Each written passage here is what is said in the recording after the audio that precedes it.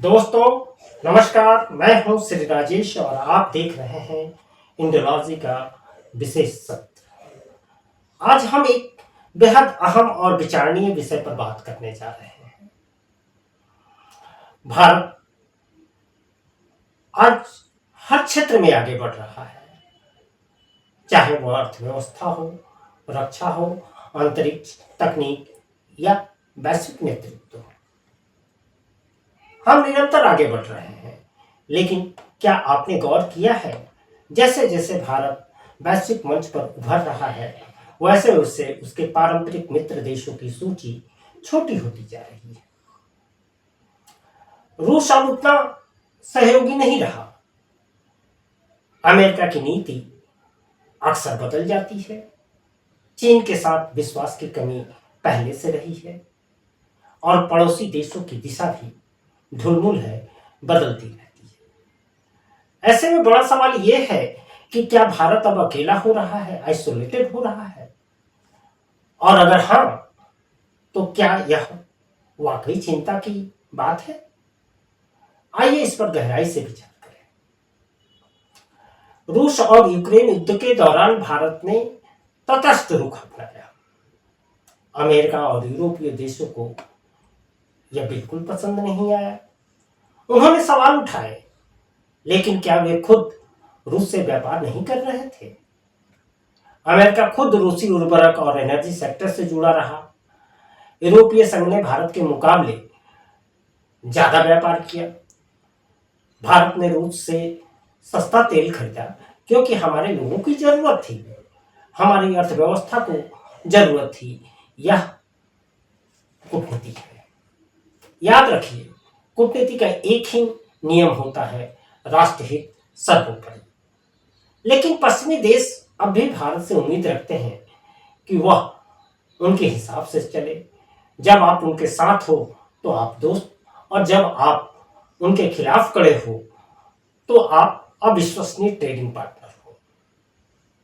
भारत अब गुट निरपेक्ष आंदोलन की पुरानी परिभाषा से बाहर निकल चुका है।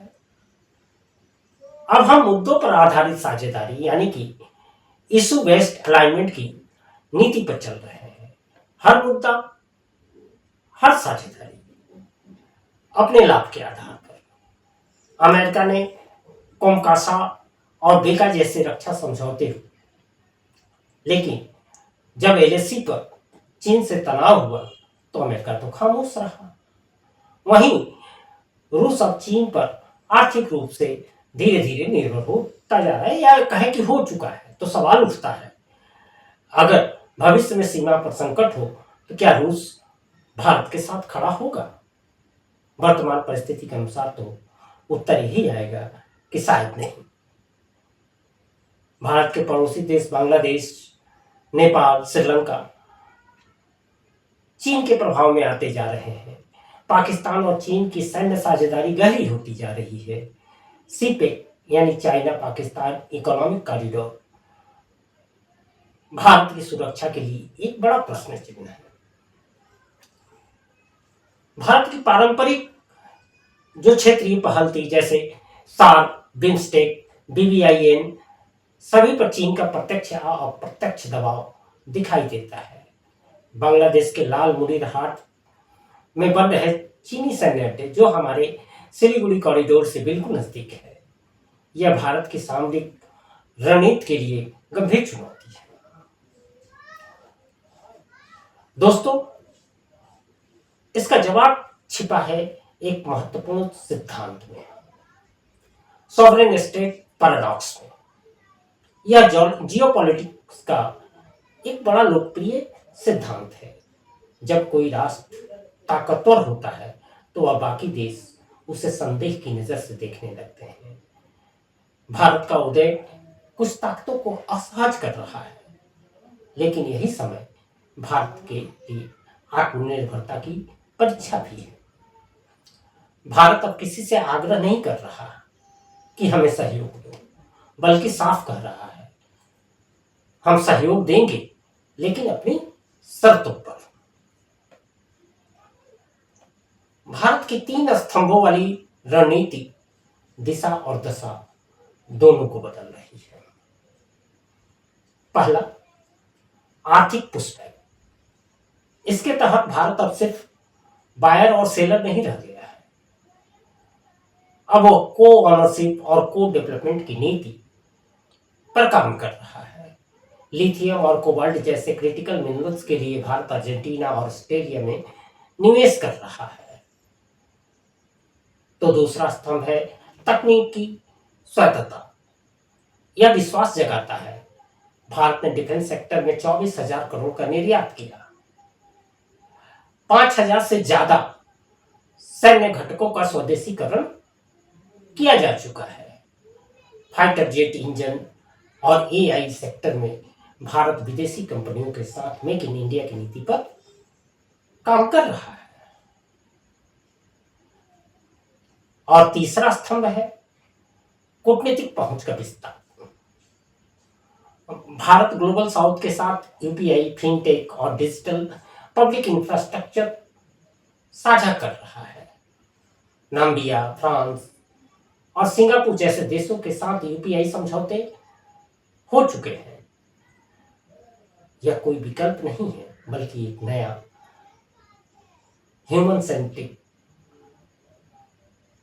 साझेदारी आधारित मॉडल है। इंडो पैसिफिक अब केवल अमेरिका प्रेरित ढांचा नहीं रहना चाहिए।